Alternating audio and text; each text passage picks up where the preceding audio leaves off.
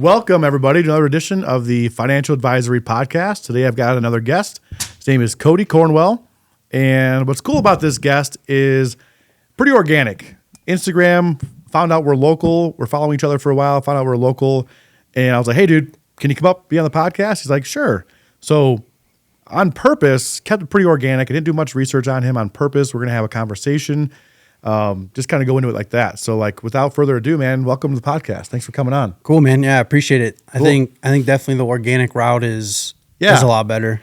Otherwise, it gets weird if you do too much research or you got too many questions or preconceived notions on things. It kind of could make it weird or could make it good. We'll see. We're just kind of winging it, man. Right. But I wanted to get in a few things. So pretty much this whole podcast is about people who have found success outside of the norm, right? Whether it's leaving a W-2 job or betting on yourself, some kind of entrepreneurial type mindset. And coming across your Instagram, it says, pipe welder to pipe dream, right? Yep. So that's what initially drew me to you. I'm like, oh, this guy's been blue collar before. Yep. I come from building power lines. You come from welding pipes. So it's very similar, right? So let's hear that story. Let's hear about your origin story. How did you, first of all, talk about what it was to be a pipe welder? And then what made you quit, and what are you doing now? Yeah, no. So the pipe welding industry, man, where I came from in the middle of nowhere, Ohio, to be honest with you, was the pipe dream at first because I got authority issues, so military, like most of my family, most likely was going to be a struggle for me. Yep. I was always the kid that's arguing with the teachers, getting in trouble in school, and even getting into it with my football coaches, even people really cared about me. So I realized that wasn't a good path, which means college also wasn't going to be a good path. Yep. But I got very, very lucky, was put into, a welding, what would they call it in high school? A trade school? Yeah, like a trade school in the high school, but a different high school. So I left halfway through the day. And I had that where I grew up too. Yeah. Midway through the day, you go through, we called it IVIC, was Indian Valley Vocational School. Okay. And we just basically, you'd leave high school to go to more of a specialized, whether it's auto mechanic. I went for building trades. Yep. So I know exactly what you're talking about. Yeah. Well, I signed up for construction and then welding. I just knew I didn't want to be stuck in the main school I was in. Yep. So theirs was called Millstream, and I went over there and got accepted into that. And I catch on things very quick. So I got really good at welding. Mm-hmm. When I realized that in college, I don't know what I thought college was going to be. You try to be really good at sports so then I can get a scholarship to help pay because we're broke. Yep. And then it came down to, I realized you're still sitting in a chair with the desk, and it's not like when you look at Friday Night Lights, it's like this fun partying, but they never are in the classroom much. They never show you Monday through Thursday. Exactly. They show you Friday night. And then at the football game. They don't show you that these dudes that are winning national championships, they got the nice clothes for game day and for practice. They're given good clothes for that. But other than that, they're broke. Yeah. Now I'm grateful to hear that people are able to get paid in college a little bit now. Yeah, it's kind of cool, right? Because it's crazy you're winning national championships and you're scraping by just to eat enough. It's not so much even winning a championship, but you're making the school money. Yeah. Even if you don't win. A lot of it. Even if you don't win, it's the NCAA is an economy. Yeah. And to be the driving force of that economy and not be compensated is a wild fantasy. And I'm so glad they fixed that. Oh, yeah. And I got a twin. I should say they're fixing that. I hope it gets better. Step by step. But it's better than it was. Yeah. And so I got a twin, and it was interesting because he decided to go that collegiate. He was a pole vaulter. Okay. So in track, and I watched him go through that. And I am glad. There was not a single bit of me that wasn't happy I didn't take that route. Sure. It was something that it looked like a nightmare. Okay. And he was winning national championships, barely scraping by. Yeah. But so here you are in the trades already making money, right? Exactly. Yeah. Exactly. So I even did a little bit different. I didn't want to go union. I knew, again, that authority issue. Mm-hmm. I learned quicker than others. So I knew that was going to be annoying to me. Why am I sitting in this class if I can already start doing it? I'm cocky as well. Sure. Whatever you want to wrap it all up to. The union I knew wasn't going to do it for me. And because it was another group of years that you're more stagnant. And I'm trying to make money now. Yeah. So I went a different route and then went to a trade school, Hobart in Ohio. Okay. And I think it was Troy, Ohio. And it's a 9-month program. About 8 months in, there's a job fair, or 7-8 months in or so. And I get invited to go fly out to Florida to run my first weld test. which is like nerve wracking. Yeah. You know, because it's you run your weld tests and stuff at school and you're passing, you're getting your certs, you're doing your thing. But this was for, you know, a contract job. This is stuff that a lot of people, you know, it takes them in their late 20s, early 30s to be ready for. The hardest test you can possibly give in without being underwater. And, you know, so I took the risk and I paid for my flight. I didn't have any money, you know, I was barely getting through People college. forget, like, hey, I paid for my flight, went down there. Like, well, it's different when you have no money. Yeah. And you're not guaranteed anything. Right. I remember it was $800 and it terrified me. For me to me. get on a plane to go to Florida, take a risk on something, it'd be like, I'd think about it, right? But Yeah. I have money. With Yeah. no money, it's like even more terrifying. Right? Absolutely Yeah. terrifying. I've been there before. I know what you're saying. Yeah. And then it's like everything that I've been wanting could come up here, and everyone's telling me like, listen, man, you failed test consistently. It's okay. Keep your nerves, keep your this. Yeah. And I'm glad I did get that, but it still doesn't help the first couple times Yeah. you do anything. Oh, yeah. No. Whatever. It just the nerves of it all. And then you're going into, you know, the big boy world. It's funny because in life, there's like, you go from middle school, you get to high school. Like you think you're king shit middle Oh, yeah. school, and then you Oh, hit yeah. high school. And so that was Start one of all over those, again. it was Yep. one of those next things where this is also going to be the rest of my life if I can nail this test down. You know, so I fly there. It's an x-ray, it's a bend test. I pass it. Cool. So I fly back, I got to finish school. Yeah. And I'm like real cocky. I'm like, it's back like we're in high school, I'm like back that with you- senioritis. Back with you nerds. I already passed my shit. Waiting for the letter to get in the mail. I'm already done with this shit. You guys are dorks. Exactly. I'm Yeah. sitting here like, oh man. But there's Yeah. a couple extra like titanium certs that I was able to get, and so I Yeah. stayed with it. So when do you get the word if you pass? Did you pass? Do you know right away? I believe it was like a little bit later that night. There was a bunch of people there testing. Yeah. You know, Before you got on the plane to come home, do you know that you passed or no? honestly, I can't even remember. Okay. Just curious how it all went down. Yeah, I do remember waiting for it, being extremely nervous because I'm like, Of course. this could, because that's making it in my circle where I remember people when I was at a fabrication shop in high school, because then I would leave school and go straight to work my senior year. Yeah. And they would tell me like, hey, listen, everybody wants to be a pipe welder and it's not cut out. And I'm like I'm going to be honest. I looked around the people that I was working with and I'm like, you guys are fucking losers. We're different. Yeah. And it was, Oh, yeah. but I've always had that mentality, and for good and bad, to be Oh, clear. Yeah. I feel it. And I have the same version of that, right? I think everyone who gets to a level of success will think, I'm not like you. You're cool. I'm not shitting on you, but I'm not like you. Yeah. Yeah. I know what you're saying. Well, but there is those people where you're like, you're just a straight up loser. Yeah. Your mindset is literally completely complacent with basically never getting a raise again. Yep. And which is a whole nother side conversation. Golden handcuffs. Yeah. And with me, you know, so I went out, I started doing it, and then I don't know, it was interesting because for a little bit, you know, when you watch the movies and it's the dad's at working at a steel factory, right? So he gets up in the morning, he takes his lunch pail. There was part of me that's like, I'm doing it. I'm doing the thing that a man should do in life. Yeah.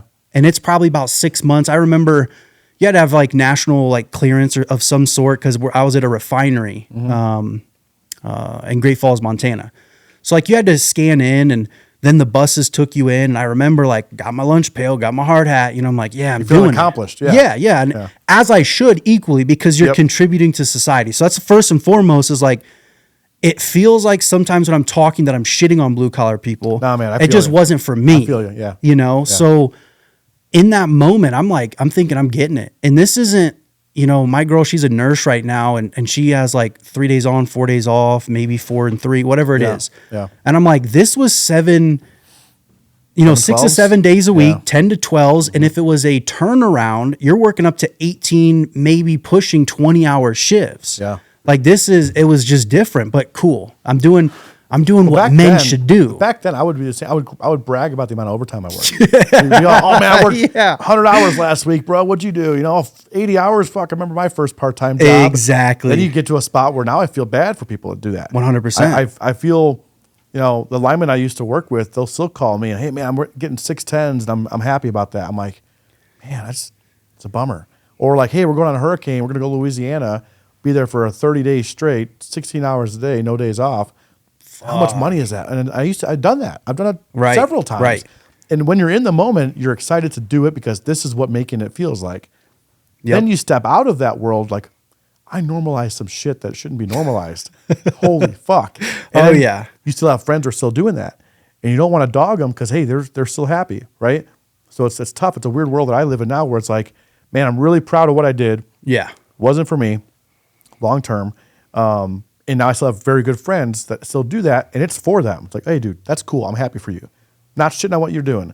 But man, I couldn't keep doing that. Yeah. Well, it sounds like you relate to that quite a bit. 100%. Yeah. And then there's the bigger part of me too, where, Jordan Peterson's reading, he talks about how great people are at being delusional, which is almost sometimes good. Cause man, there's sometimes where I'm like, ignorance is bliss. You can And hype man, yourself up. I'm not really happy right now. Like something's going on with the business or whatever. And you're like, man, I really wish I wouldn't have got that aha moment where I'm unemployable now. Yeah. There's no way I could go back to it. Yeah. And I look at those people and I go, stay where you're at. Don't watch my content. 'Cause if I open up your eyes to something, You may not it'll like never it. change. You may never, or you may never, you may have the aha moment. Yep. And not be able to execute.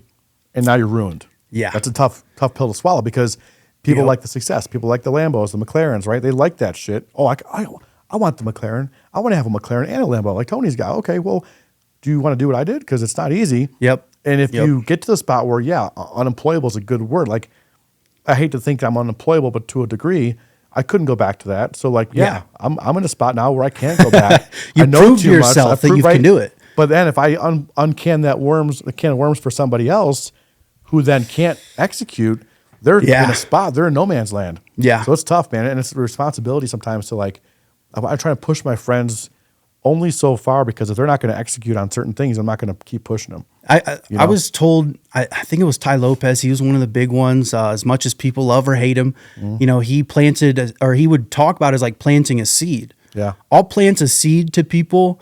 And if they continue to want to water that and I can help them, then I will. If I see progress, I'll help you. My thing Bingo. is people want to come work for me or with me. I'm like, cool, go get licensed. Yeah. I did it in 3 days. Now, And the months later, they're crickets. Most people, and this is a humble brag, I did it in 3 days and I wouldn't recommend it. It can be done in 3 days because I fucking did it in 3 days. Right. Maybe it takes the normal person a month. Okay, cool. Don't call me in 2 months and you got zero progress. I'm done helping. I'm done pushing. Yep. Now, if you get licensed, it takes you 6 months, cool. Once you get licensed, we'll talk. But yeah, I'm only going to push so far. 100%. Because otherwise it's wasting my time and my energy. 'Cause if I care about you more than you care about, well, why the fuck do I care? Right? Yep. But if someone actually does the work, okay, now you're struggling, but you did this part, fuck, I'll help you. Of course, that's what it's all about. Right. I mean, even when I was extremely, more cut down and there was, I talk a lot about seasons in life and I was more focused on fitness and I was really cut down and people would ask for advice. And I started doing this thing where I was like, okay, if you can, like specifically people that are like way over, way out of shape and overweight, drink a gallon of water a day and walk a mile a day for a week and send me call proof. me. Yeah. And then I'll give you, and then nobody did it. Of course. And it's the same thing when people reach out to me like, where should I start? I give them books. Let me know what you like about them as you're reading them. Never hear back. Yep. All right, cool. Thank you. Thanks for showing me in a very efficient way for me. Yeah. Versus me pouring into you and wasting a bunch of my time. And that's one thing I'm getting better at is pouring into people, right? Because I do care. I want everyone around me to be. That's why we're here talking about it. I want to party on someone else's yacht one day, right? Exactly. I don't want everyone on my yacht. I want to be partying with everybody. Yep. I want to raise everyone else up because I'm going to need help one day, right? 100%. The more people I have around me that do better, that's better for everybody. But if I'm trying to get 10 motherfuckers to do better and I'm the only one getting better, sorry guys, I'm going to go with 10 other motherfuckers that already, you know what I mean? That's just, yeah, it's a big difference. Yeah, I like Jocko's reading on a lot of like the leadership and everything as well, where, you got to sit there and equally be smart on how you're building as a leader. Yeah. And it's that's where entrepreneurship really gets complicated. And people think it's this fun game of you running around solo and doing, whatever you want. Cause that's obviously. That's what they see. That's what they want to see. Yeah. And it's because if like I sat there and I post the hard part, you're not going to care to watch think about it. the blue collar part we were both come from. People like and talk about the overtime and the paychecks. They don't talk about the shit that you go through during that 16-hour day. I'm on 7/16s and it's like a brag. Bro, that's not a brag. Used to be a brag, but like I know what that means. 7/16s is a bitch. Fuck, times 30, times 40. Like Jesus. I don't know if you got your retirement statements or if you got any kind of like statements every year that show you how many hours you'd work. But my epiphany was when I saw 4 years in a row, me working 4,000 hours a year, I was like, I'm done. This is too much. I'm not going any further. I'm just maxed out. And that was that was my eye-opening moment. Like, holy fuck. Well, so it's funny. That's your eye-opening moment. I am now more of a numbers guy. Mm-hmm. It's everything to do with my business. I'm very data and analytically driven now, but not like inherently a numbers guy. So to be honest, I would look at that and go, whatever. Like it literally wouldn't even process. Yeah, I got you. It would not process. Mm-hmm. You know, it came down for me. Interestingly enough, it took even less years than 4 for my epiphany to hit. Thank God. But I was sitting there and I'm welding, doing my thing, and I was like really big into fitness. So yes, I'm working 10, 12-hour shifts, but I'm getting off and hitting at least a 2-hour workout. I was like, it was crazy how much I was working out and unhealthy, where sometimes it'd go into 3. And it was more days out of the week than not. So I ended up in the hospital. But how it all came about was, I'm already a big dude, so I already know I sweat quite a bit. But then it was like a couple days, I'm like, I am sweating through my boots before 10 a.m. Yeah. And I'm sweating through my gauntlet thick welding gloves before 10 a.m. I'm changing. I got to bring extra shirts. And I'm like, this is getting crazy, but whatever. I should be sweating, but not this much. Yeah. And to be honest, I'm kind of like, I'm burning more calories. Cool. I'm cutting down. When you're in it, you think it's a brag, right? Until I sit there, and it's funny because I was even dating a nurse at the time, and nothing like stuck out to her. Equally, it's kind of get home, talk with her a little bit, fall asleep, wake up, go to work. But I go into work and I'm just like dog tired. But again, that's what men should be, And I'm like, whatever. So I'm sitting at work and we do our morning safety meeting. I take my truck and I start setting up, or to be clear, my helper starts setting up.